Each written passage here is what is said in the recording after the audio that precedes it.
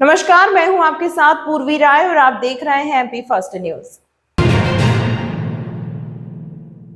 श्रावण मास के दूसरे सोमवार पर बाबा महाकाल आधा घंटा पहले भक्तों को दर्शन देने के लिए जागे, बल्कि उनका अर्धनारीश्वर श्रृंगार कर उन्हें भस्म भी रमाई गई। इसका लाभ भस्म आरती में बैठे श्रद्धालुओं के साथ ही चलित भस्म आरती के रूप में हजारों की संख्या में श्रद्धालुओं ने लिया।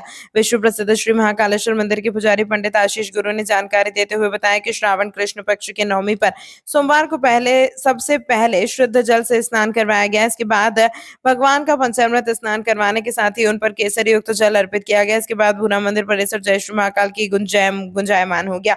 आज के दिन की विशेष जानकारी देते हुए पंडित आशीष पुजारी ने बताया कि सोमवार को सुबह बाबा महाकाल का विशेष पूजन अर्चन करने के बाद उनसे राष्ट्र की सुख समृद्धि की कामना की गई। आज सोमवार शाम बाबा महाकाल अपनी प्रजा को दर्शन देने के लिए सवारी नगर भ्रमण पर निकली। इसमें पालकी में चंद्रमौलेश्वर तो हाथी पर मनमहेश स्वरूप के दर्शन बाबा महाकाल के भक्तों को हुए। 4 बजे पहले मंदिर में पूजन हुआ, जिसके बाद बाबा भ्रमण पर निकले। बाबा महाकाल के दरबार में श्रावण मास कृष्ण पक्ष तिथि नवमी वार सोमवार बाबा का द्वितीय सोमवार है। बाबा महाकाल की भस्म आरती महापूजन अर्चन की गई है। बाबा के दरबार में दूध दही घी से नाना प्रकार के फलों से भगवान महादेव का अभिषेक किया गया है। भगवान का श्रृंगार किया गया है। राष्ट्र की सुख समृद्धि की कामना की गई है। लाखों भक्त आज बाबा महाकाल के दरबार के अंदर हैं, जो बाबा महाकाल की एक झलक पाने के लिए आतुर हैं। सुबह से लगाकर सायंकाल तक बाबा के यहाँ यही क्रम चलेगा। भक्त आएंगे, जय महाकाल का उद्घोष करेंगे, अपना जल अर्पण करेंगे और चले जाएंगे। यह परंपरा अनादिकाल की परंपरा है, जो श्रावण मास के अंदर चली आ रही है। आज किस प्रकार से बाबा महाकाल की सायंकाल सवारी निकाली जाती है। उसमें भगवान महाकाल आज मन महेश और चंद्रमौलेश्वर के रूप में भक्त लोगों को दर्शन देंगे। सायंकाल बाबा राजा के रूप में विराजमान होते हैं, नगर भ्रमण के लिए निकलते हैं, जनता का हालचाल जानने के लिए निकलते हैं। श्रावण के महीने के अंदर जो व्यक्ति सोमवार करता है, सोमवार का व्रत लेना चाहता है, वो आज से व्रत लेता है। तो इसलिए आज का दिन काफ़ी महत्वपूर्ण होता है शिव भक्तों के लिए, और बाबा की एक झलक पाने के लिए साल भर तक भक्त लोग इंतजार करते हैं। भारतीय सेनाओं की ऐतिहासिक विजय की खुशी में एवं कारगिल युद्ध ऑपरेशन विजय की 25वीं वर्षगांठ पर उज्जैन संभाग पूर्व सैनिक कल्याण संगठन के अध्यक्ष सूबेदार कमल सोनी के नेतृत्व में कालिदास अकेडमी उज्जैन में युद्ध में वीर गति को प्राप्त हुए रणबांकुरों को भावपूर्ण श्रद्धा सुमन अर्पित किए गए। संगठन के सचिव श्री रवि प्रताप सिंह भदौरिया ने जानकारी देते हुए बताया कि वर्ष 1999 में पाक द्वारा नापाक इरादे से थोपे गए युद्ध में भारतीय सेना के वीर जवानों ने ऑपरेशन विजय, ऑपरेशन सफेद सागर और ऑपरेशन तलवार चलाकर अपनी अपार देशभक्ति, शौर्य, अदम्य साहस एवं अद्भुत रण कौशल का परिचय देते हुए भाड़े के घुसपैठियों एवं पाकिस्तानी सैनिकों को कारगिल की चोटियों से निकालकर बाहर किया था। भारतीय सेनाओं के 527 सैनिकों ने अपना सर्वोच्च बलिदान देकर दुश्मन राष्ट्र के करीब 4500 आतंकियों का पाक सैनिकों को मौत के घाट उतार देश की सीमाओं की रक्षा की थी, जिसमें हमारे करीब 1500 सैनिक घायल हुए थे। कार्यक्रम में मुख्य अतिथि के रूप में जिला सैनिक कल्याण अधिकारी commander Nagesh Malviya, colonel G P Chaudhary, कमान अधिकारी 10 MP बटालियन NCC के उपस्थित रहे।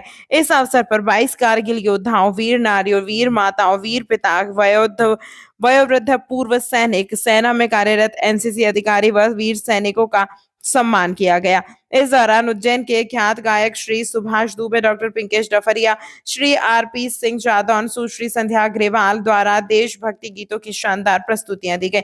समारोह में बड़ी संख्या में NCC कैडेट व पूर्व सैनिक अपने परिवार में साथ उपस्थित रहे। समारोह के प्रमुख अतिथि में colonel RK Singh, colonel Pradeep Singh, colonel G Vyas, colonel Gangaram, सूबेदार मेजर नेत्र सिंह, सूबेदार मेजर अशोक कुमार, सूबेदार मेजर सुदेव मजूमदार उपस्थित थे। संगठन के उपाध्यक्ष श्री मुकेश कुमार गोयल द्वारा कार्यक्रम का संचालन किया गया। श्री रवि प्रताप सिंह भदौरिया, श्री जितेंद्र राजपूत, श्री अनिल तोमर, श्री सवाई सिंह शेखावत, श्री शैलेंद्र सिंह डौदिया, श्री प्रकाश गोडबले, श्री विकास दुबे, श्री ब्रिज कुमार तिवारी, श्री प्रशांत निगम, श्री दीपेंद्र कुमार सैनी, श्री योगेंद्र राठौड़, श्री खगेंद्र सिंह, श्री विजयपाल सिंह पवार, श्री सिद्धूलाल राठौड़ आदि ने समारोह की व्यवस्थाओं का संचालन किया गया। संगठन के सचिव रवि प्रताप सिंह भदौरिया ने आभार व्यक्त किया। वर्ष 1999 में हमारे पड़ोसी मुल्क पाक द्वारा नापाक इरादे से भारतीय सरहदों में जो घुसपैठ की गई थी, उस घुसपैठ को और उन घुसपैठियों को भारतीय सेना के नौजवानों ने अपने अदम्य साहस, देशभक्ति और अद्भुत रण कौशल के साथ अपना परिचय देते हुए उनको कारगिल की पहाड़ियों से निकाल बाहर किया था। इस युद्ध में हमारे 527 वीर जवान जिन्होंने अपना सर्वोच्च बलिदान दिया था, ऐसे बलिदानियों को श्रद्धासुमन अर्पित करने के लिए उज्जैन संभाग पूर्व सैनिक कल्याण संगठन द्वारा आज 28 जुलाई को कारगिल डे का एक कार्यक्रम मनाया गया। और इसके आज के मुख्य अतिथि हैं जिला सैनिक कल्याण अधिकारी कमांडर नागेश मालवी जी, एनसीसी बटालियन के कमांडर कर्नल ज्ञान प्रकाश चौधरी जी, कर्नल राजकुमार सिंह जी और कालिदास अकादमी के निदेशक श्री गोविंद जी गंदे और उज्जैन संभाग पूर्व सैनिक कल्याण संगठन के समस्त पूर्व सैनिक, जिन इसमें आज हमने यहाँ पर कारगिल योद्धाओं का सम्मान किया है, वीर नारियों का सम्मान किया है, वीर माताओं का सम्मान किया है, वीर पिताओं का सम्मान किया है। और एनसीसी के बच्चों द्वारा बहुत शानदार यहाँ प्रस्तुति दी गई है। दूसरा, पलक पटवर्धन के ग्रुप द्वारा एक नाट्य प्रस्तुति यहाँ प्रस्तुत की गई है और बहुत ही शानदार कार्यक्रम आज हमारे द्वारा यहाँ पर प्रस्तुत करवाया गया। और इस कार्यक्रम के माध्यम से हमने हमारे रणबांकुरों को अपने श्रद्धासुमन और हमारी श्रद्धांजलि अर्पित की है। जय हिंद, जय भारत। मेरा एक सूबेदार कमल सोनी, अध्यक्ष उज्जैन संभाग पूर्व सैनिक कल्याण संगठन।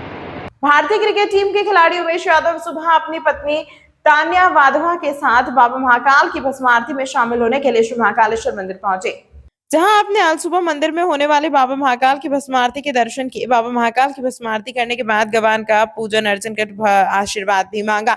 श्री महाकालेश्वर मंदिर के पुजारी पंडित आशीष गुरु ने बताया कि भारतीय क्रिकेटर उमेश यादव बाबा महाकाल के अनन्य भक्त हैं, जो कि पूर्व में भी धर्मपत्नी तान्या वाधवा के साथ भगवान के दर्शनों का लाभ ले चुके हैं। बाबा महाकाल के दर्शन करने पहुंचे क्रिकेटर उमेश यादव ने मीडिया से कहा कि मैं बाबा महाकाल का कोई नया भक्त नहीं हूँ। जब बाबा महाकाल का बुलावा होता है तो मैं यहाँ दौड़ा चला आता हूँ। आपने बताया कि शुरुआत से ही मुझे बाबा महाकाल की आरती और यहाँ की ऊर्जा काफी आकर्षित करती है। बाबा महाकाल से मांगी गई मनोकामना के बारे में आपने बताया कि इस बार ओलंपिक में भारत को ज्यादा से ज्यादा गोल्ड मिले, बस यही कामना बाबा महाकाल से की है। उमेश कुमार तिलक यादव देवरिया जिले के एक भारतीय क्रिकेट टीम के खिलाड़ी हैं, जो वर्तमान में विदर्भ क्रिकेट टीम, भारतीय राष्ट्रीय टीम और इंडियन प्रीमियर लीग में कोलकाता नाइट राइडर के खेलते हैं।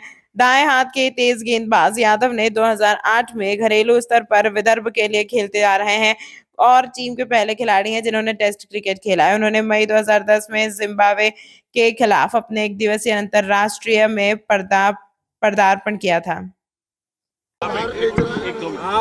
जय श्री महाकाल। जी बिल्कुल बिल्कुल। मैं पहली बार नहीं आ रहा हूँ, मैं श्री महाकालेश्वर में काफ़ी टाइम से आ रहा हूँ और मुझे जो यहाँ की आरती और जो यहाँ का वाइब कहते हैं ना, काफ़ी अच्छा लगता है। तो इसलिए मैं जब भी मुझे मौका मिलता है मैं ज़रूर आता हूँ। और सावन के महीने में मतलब कहते हैं कि सोने पे सुहागा, ये मुझे आज ये दर्शन उनके प्राप्त हुए तो मैं काफ़ी आभारी हूँ। और जो यहाँ पे लोग थे उन्होंने भी काफ़ी हेल्प की है। सो जो यहाँ की जो कमेटी है उनका भी मैं आभारी हूँ। और जय श्री महाकाल और भोलेनाथ सब पे अपनी कृपा यहीं बनाए रखे। जय श्री महाकाल। हाँ बिल्कुल, हाँ भोलेनाथ से यही प्रार्थना रहेगी कि जो हमारे प्लेयर गए हुए हैं ओलंपिक में अच्छा करें और ज़्यादा से ज़्यादा गोल्ड जीत के लाएँ। अजाक्स ने अपनी 11 मांगों को लेकर कोठी पैलेस पर प्रदर्शन कर रैली निकाली गई। रैली से पहले कोठी पैलेस स्थित बाबा साहब प्रतिमा पर अजाक्स के पदाधिकारी एवं कार्यकर्ता द्वारा माल्यार्पण किया। अजाक्स के जिला अध्यक्ष डॉक्टर RL परमार ने जानकारी देते हुए बताया कि अजाक्स कार्यालय से रैली शुरू हुई, जो प्रमुख भागों से होती हुई कोठी पैलेस पर समाप्त हुई। रैली में सभी कार्यकर्ता हाथों में बाबा साहब की तख्ती लेकर संविधान बचाओ देश बचाओ नारे लगाते हुए चल रहे थे। मध्य प्रदेश अनुसूचित जाति जनजाति अधिकारी एवं कर्मचारी संघ अजाक्स उज्जैन द्वारा 11 सूत्रीय मांगों को लेकर मुख्यमंत्री के नाम कलेक्टर को ज्ञापन दिया गया। इस दौरान उज्जैन ब्लॉक के पदाधिकारी एवं कार्यकर्ता बड़ी संख्या में उपस्थित थे। जिला अध्यक्ष ने कहा कि ज्ञापन में प्रमुख रूप से हमारी यह मांग है कि पदोन्नति में आरक्षण हेतु श्री मनोज गोरकेला स्पेशल काउंसिल मध्य प्रदेश द्वारा तैयार पदोन्नति नियम को शीघ्र लागू किया जाए।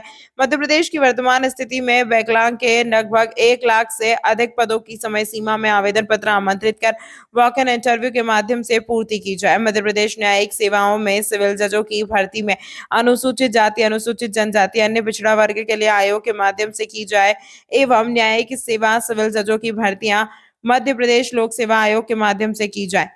साक्षात्कार में न्यूनतम अंक प्राप्त करने की शर्त खत्म की जाए। उच्च पदों का प्रभार वरिष्ठता के आधार पर दिया जाए, जिसमें आरक्षण रोस्टर का पालन सुनिश्चित किया जाए तथा सभी मांगों पर ध्यान देकर जल्द से जल्द पूरी की जाए। मांगे नहीं मानी गई तो आने वाले दिनों में आंदोलन किया जाएगा। इस मौके पर संभाग अध्यक्ष जगन्नाथ बागड़ी, पूर्व संभाग सचिव रमेश चंद्र दत्ताना, प्रांतीय सचिव रमेश चंद्र चंगेसिया, अविनाश गुजराती, करण परमार, राम सूर्यवंशी, सुरेश राजेश सूर्यवंशी, सरदार परमार, हीरालाल एरवाल, हंसराज शेर, कमल सूर्यवंशी, MP मालवी, ML गायकवाड़, सुरेश योगी, हेमराज राठौड़, राजेंद्र हरन, यशराज बामनिया, समर पर आज जैसा कि मध्य प्रदेश अजाक्स द्वारा पूरे प्रांत में, प्रदेश के सभी जिलों में, सभी संभाग में और ब्लॉक तहसील में ये अजाक्स के लोगों द्वारा एजिटेशन किया जा रहा है।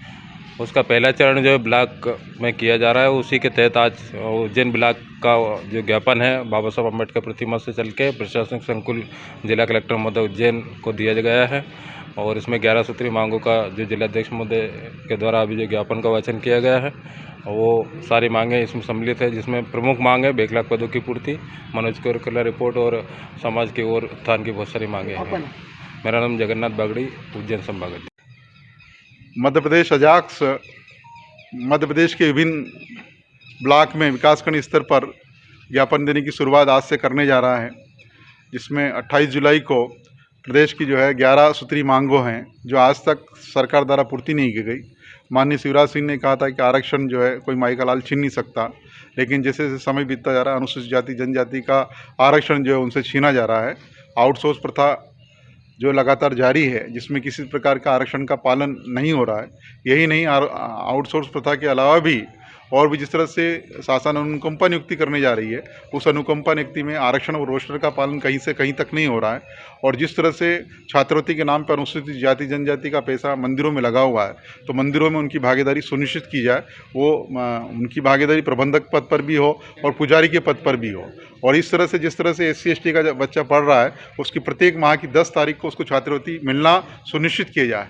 इन विभिन्न मांगों को लेकर हमारा आज से पूरे प्रांतव्यापी प्रदर्शन शुरू हो रहा है और ये प्रदर्शन आज जो है ब्लॉक में हो रहा है और उसके बाद तहसील में होगा। आज रैली भी निकाली गई आपके द्वारा, कितने सूत्री मांगों का ज्ञापन दिया? 11 सूत्री मांगों का ज्ञापन अजाक्स द्वारा दिया गया है और इसके लिए माननीय मुख्यमंत्री को निवेदन किया गया है कि हमारी मांगें पूरी की जाए। रैली कहाँ से निकाली गई, कहाँ से? रैली जो है बाबा साहब कोठी से लगा के नई कोठी तक निकाली गई, जिसमें हमारी मुख्य मांगे जो है वो शासन के समीप रखी गई और शासन उन मांगों की पूर्ति करे।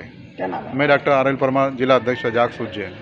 उज्जैन में लगातार हो रही बारिश के चलते शिप्रा नदी उफान पर है। नदी का जलस्तर बढ़ने रामघाट सहित अन्य घाटों पर स्थित मंदिर डूब गए, जिससे देश भर से शिप्रा नदी किनारे पूजन करवाने वाले श्रद्धालुओं को काफी मुश्किलों का सामना करना पड़ा।